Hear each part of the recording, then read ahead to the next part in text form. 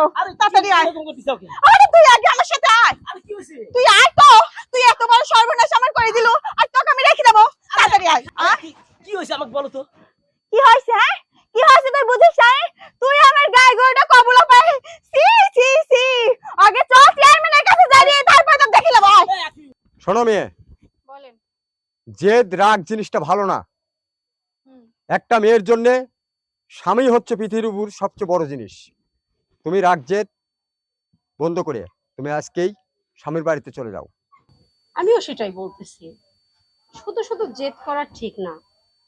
স্বামী হাজারোটা অন্যায় করতে পারে, আর সেটা আমরা যদি ক্ষমার চোখে না দেখি, তাহলে আমরা নারী জাতি হলাম কেন?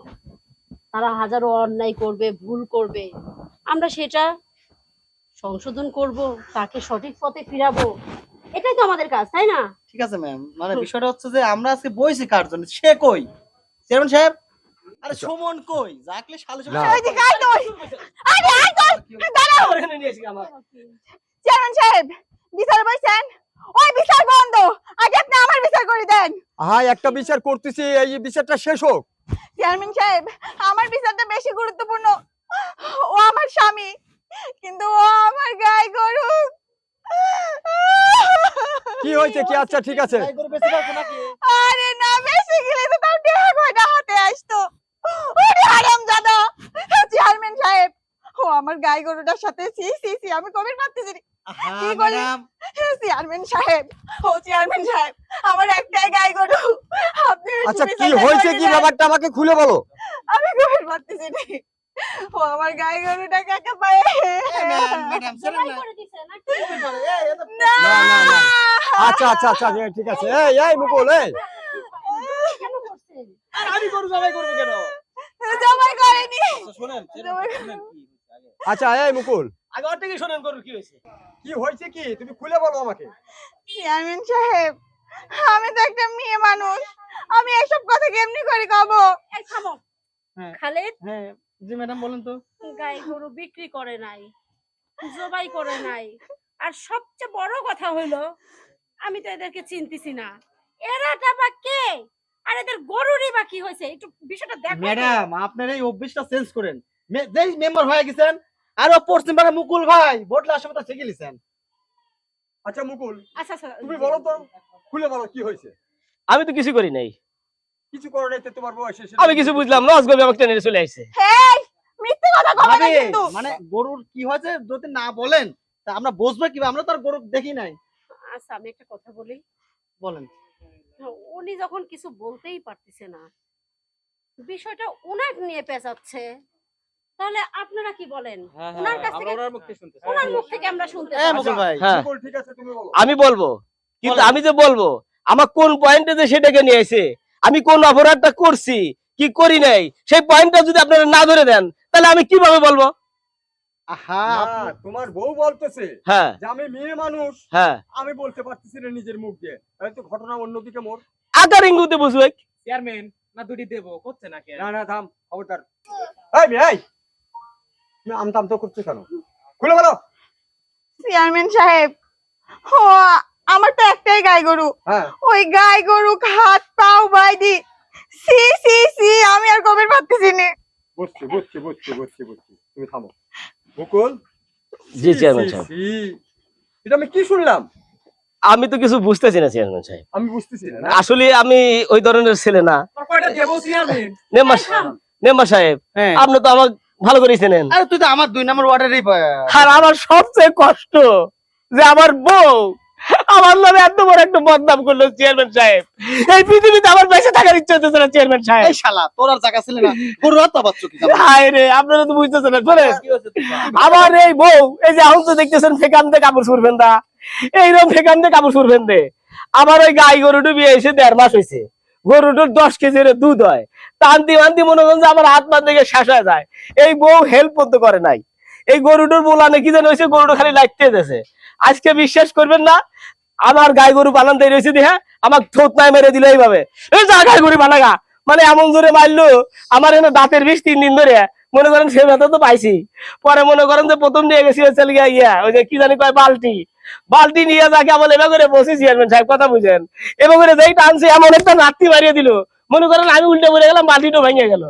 পরে ডাকি আঁকি আঁকি কয়ে কোনো কথা শোনে না, না শোনার কারণে আবার কি করলাম, যাই আইরে আবার আনলাম মানে পাতিল, স্টিলের পাতিল।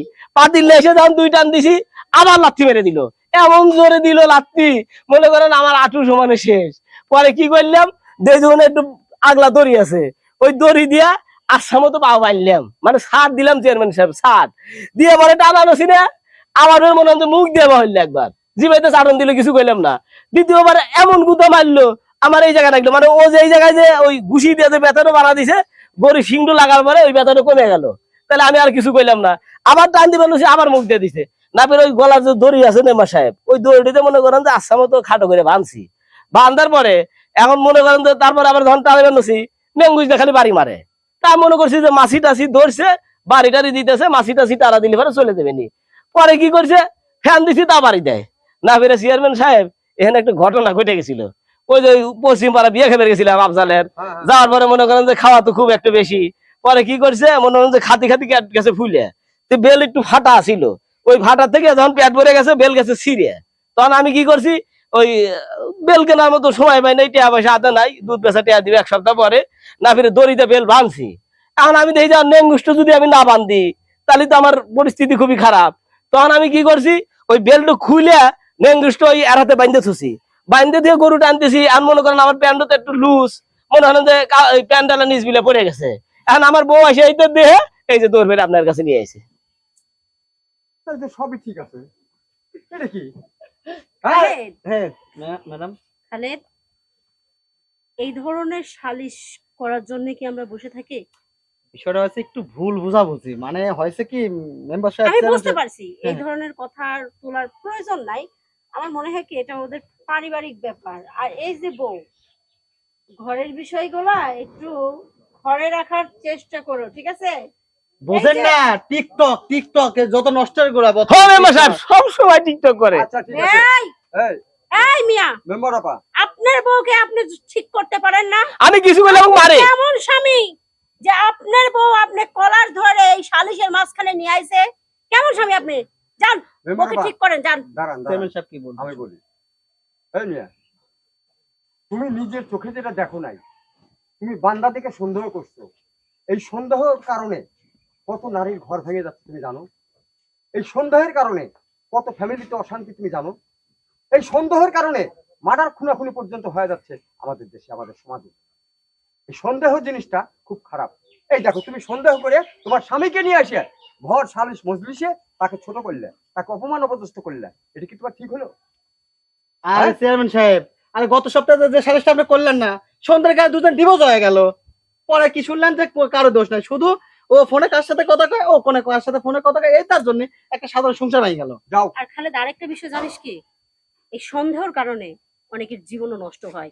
এটা শুধু ডিভোর্স না, এই সন্দেহের কারণে আরেকদিন একটা খবর দেখলাম না, যে স্বামী কি করছে, ফাঁসি নিছে, এই একমাত্র বর জন্যে। আরে গত 3 দিন আগে কি হয়েছে শুনেন না, যে নতুন পুলিশ থেকে র্যাবে পদোন্নতি হওয়ার পরে পারিবারিক বউ আর শাশুড়ি অত্যাচারে নিজের পিস্তল দিয়ে নিজে গুলি করছে। আপনারা নিউজটা দেন না? গত 3 দিন আগের কথা। আখি আপা, আপনার স্বামী একটু কথা বেশি করলে বলেও ভদ্র মানুষ, কিন্তু ভালো মানুষ, কিন্তু এটা তো ভালো। ভালো মানুষ, কিন্তু দুধ মুধ বেশি খায়, গরু টরু রাহে। মুকুল ছেলেটা ভালো। আরে তো মাইর যাও, লাগিয়েছিলাম। তোমার স্বামী আবার ভদ্র মানুষ। আবার একটা ছোট ফ্যান কিনছি, যদি কারেন্ট চলে যায় আমি যদি আমাকে ফ্যান দাও লাত্তি মেরে আমাকে চোখ নিচে ফেলা দেয়। উনি কি কয় এই মিয়া, শোনেন, যাও। নিজে আমি একটু আপনার টাইট বাবা। হয়েন। এই শোনেন চেয়ারম্যান সাহেব, খালি আপনাদের ভয় দেখায়, আপনি খালি একখানে হুকুম দেন, দেখেন ওকে আমি সাধু বানালাম। হ্যাঁ? আপনাদের ভয় আমি কিছু করি না, তাছাড়া এই ভয় আমি সাধু বানাতে পারবো। হ্যাঁ তুমি নিয়ে যাও, বাড়িতে নিয়ে যাও। আরে এই মিয়া, এই আমার হাত ধরো, মাপ দাও। আমাকে মাফ করে দিয়ে। এ মুকুল, হ্যাঁ, একটা জিনিস খেয়াল করেছি, কি? এই শালা তোর তো কালা কুটকুরি রে, তোর বউটার দিক তো আজকে দেখতে আসমানে পড়ি রে। মেম্বার সাহেব আমার বইয়ের বিলাপন নম্বর দেন। আমি অন্যায় করি নাই, অন্যায় করি নাই, কিছু করি নাই, কিছু না। খালেদ, হ্যাঁ মেম্বার আপা, একটা জিনিস খেয়াল করছিস, এতক্ষণ ধরে যে বোন নামে এত কিছু কইলো, আমরাও যে বুক গালাগালি করলাম, ও গালাগালি করলো, কিন্তু দেখছিস ওর বক যাই সুন্দর কইলি, তখনই কিন্তু লাগে গেল। ভালোবাসা আছে দুইজনের, যতই ঠিকই ওরা একটু কইছিস। লাগুক, কিন্তু দুজনের ভিতরে ভালোবাসা আছে। প্রচন্ড রকমের ভালোবাসা আছে।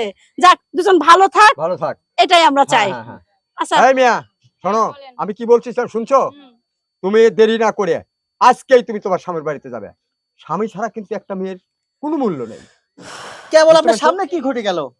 এই দেখলে? আপনার মনে হয় তাই হয়েছে। সন্দেহের কারণে কি হয়েছে? আমার ধারণা তুমি যে চলে আসছো তোমার শ্বশুর বাড়ি থেকে কোনো না কোনো সন্দেহের কারণে চলে আসছো। সন্দেহ জিনিস খুব খারাপ। যাও, যেটা বলে দিলাম সেই মোতাবেক কাজ করো। আজকেই আমি জানি শুনতে পাই যে তুমি শ্বশুর বাড়িতে গেছো। ঠিক আছে। যাও। চেয়ারম্যান সালিশ শেষ হয় না, উত্তরপাড়া যাওয়া লাগবে। আচ্ছা, সালিশ আপাতত আমরা শেষ করি।